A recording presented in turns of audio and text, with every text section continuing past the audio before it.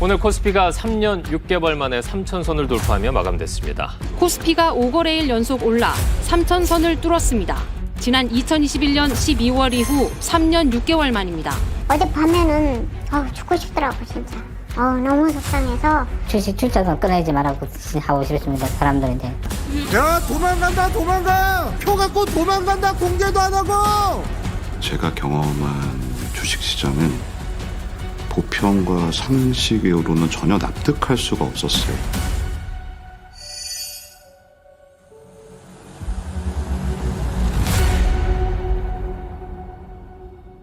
근절되지 않는 증권 범죄는 코리아 디스카운트를 일으키는 중요한 요인 중 하나입니다.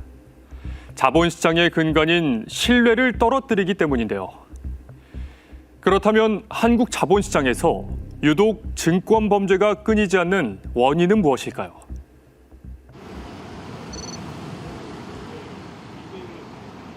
거래 정지 상태인 대유의 주주 김미정 씨. 벌써 한 달 가까이 법원 앞에서 1인 시위를 벌이고 있습니다. 김 씨를 비롯한 소액 주주들은 회사 임원들의 직무를 정지시켜달라는 소송을 진행 중입니다. 몇 시부터 이렇게 하시는 거예요? 7시부터 9시 반. 그렇게 일찍 나오시려면 집에서 빨리 나오셔야겠어요. 집에서 5시에 일어나서 5시 반, 6시 사이에 나오죠. 제 집이 남양 경기도 쪽이거든요. 그래서 김 씨가 대유에 투자한 돈에는 특별한 의미가 담겨 있습니다. 하나뿐인 아들의 미래를 위해 오랫동안 모아온 돈이기 때문입니다. 아이를 하나 키우고 있는데 그 아이가 이제 뱃속에 있을 때부터 제가 진짜 5만 원씩 저축했던 돈이거든요. 그래서 중학교 때 이제 요거 조금 불려서 고등학교 때 뭐 학원비도 하고 대학교 등록금도 보태야지 하고 들어갔다가 그리고 지금 거래 정지 이후 2년 가까이 이어진 사측과의 분쟁 속에 김 씨의 삶은 송두리째 무너져 내렸습니다. 그들이 이런 걸 할 때 하지만 이대로 싸움을 멈출 순 없습니다. 안 된다고 하시니까 저도 아이한테 미안했어요.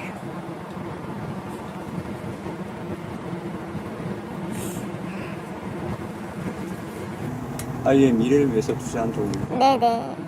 그거를 이런 나쁜 놈들 때문에 빼앗겼다는 생각에 무엇이라도 하지 않으면은 견딜 수가 없었어요. 대유는 48년 역사를 지닌 비료 전문 회사입니다. 경기를 타지 않는 산업 특성상 탄탄한 재무 구조를 유지해왔지만 2년 전 대표가 구속되면서 모든 게 달라졌습니다. 대유 같은 경우에는 매출도 안정적으로 항상 300억 이상 나오는 회사고 수익도 항상 안정적으로 수십 년 그렇게 유지되어 온 회사예요.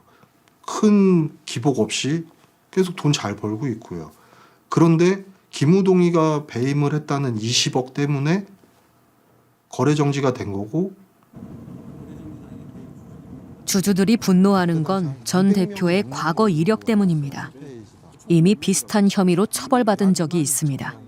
제일 어처구니 없는 거는 범죄자가 상장회사 등기이사가 되는 게 제일 어처구니가 없죠.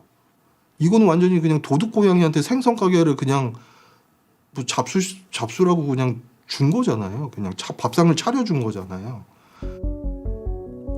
김우동 전 대표는 쌍방울 김성태 전 회장과 함께 유비컴 주가 조작에 가담해 2018년 형이 확정된 인물입니다.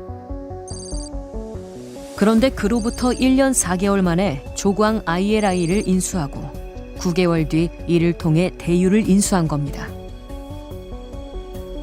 23년 4월 구속되기 이전에 그 유비커민의 뭐네 이런 과거의 그런 기사들 있잖아요.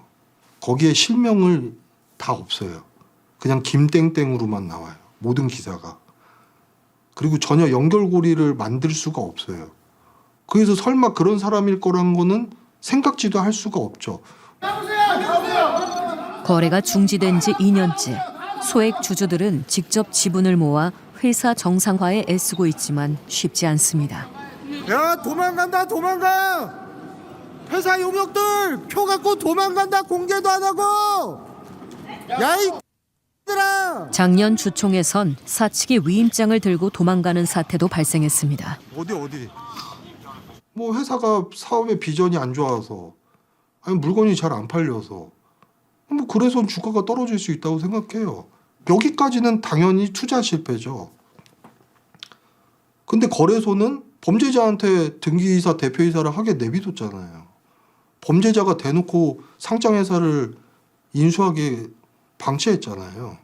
상장회사의 대표이사인데 누가 범죄를 저질 거라고 의심을 하면서 주식 투자를 하겠어요. 국내 증권 범죄 재범률은 2020년 기준 약 30%로 미국보다 2배 가까이 높습니다. 반복되는 주가 조작은 범죄자들이 자본을 축적하는 발판이 되고 있습니다. 그 사채업자한테 돈을 빌려와서 단기간에 주가를 폭등시키고 회사의 자산을 뭐 빼내고 이렇게 해서 시세 차익을 단기간에 얻는 게 무자본 M&A라고 알고 있지 않습니까? 물론 예전에는 그게 맞았죠. 한 10년, 20년 전에는. 지금은 무자본 M&A 없습니다. 왜 없냐 하면 무자본 M&A 하던 사람들이 다 회장님이 됐어요.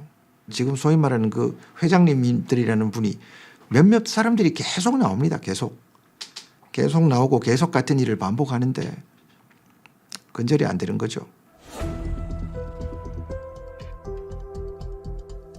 주가 조작이 끊이지 않는 건 적발이 쉽지 않다는 증권 범죄의 특수성을 악용하는 사례가 많기 때문입니다.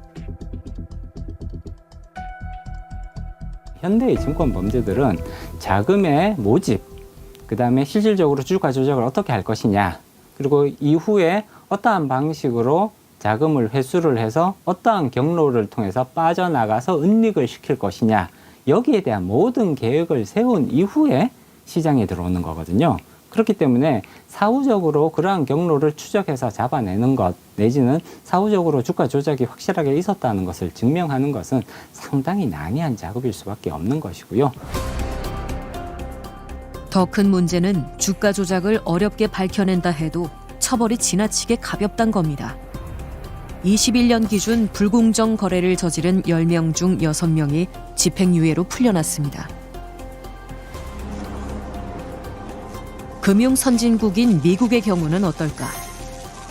희대의 다단계 금융 사기극을 벌인 버나드 메이도프는 징역 150년형을 선고받았습니다. 그리고 교도소 안에서 82세의 나이로 사망했습니다. 쉽게 말해서 크게 한탕하고 오히려 잠깐 이 처벌을 받고 나와서 남은 여생을 편안하게 보내는 것이 오히려 더 나은 선택인 것 같다라는 것이 시장에서 굉장히 공통적으로 지금 지적되는 비판받고 있는 부분이거든요. 사전적으로 막는 것도 쉽지가 않고 사후적으로 조사를 해가지고 처벌하는 것도 사실은 되게 어려운 일입니다. 그렇기 때문에 한 번 적발됐을 때 일벌백계로 어마어마한 처벌을 하는 것이 굉장히 중요하거든요. 취임 8일째 되던 날 이재명 대통령은 첫 경제 현장 행보로 한국거래소를 방문해 주가 조작 등 불공정 거래에 대해 원스트라이크 아웃제로 엄단하겠다고 선포했습니다. 대한민국 주식시장이 불법 부정거래를 통해 돈을 벌 수 있다라고 믿어지는 이 상황을 완전히 역전시켜서 대한민국 주식시장에서 장난을 치다가는 패가 망신한다 라는 걸 확실하게 보여주는 오늘 첫날로 삼도록 하겠습니다. 새로운 정부가 출범할 때면 자본시장 선진화, 코리아 밸류업 등 주식시장에 대한 장밋빛 미래를 제시했습니다. 과연 이번엔 주식하는 대통령의 약속이 코리아 디스카운트를 극복할 수 있을까요?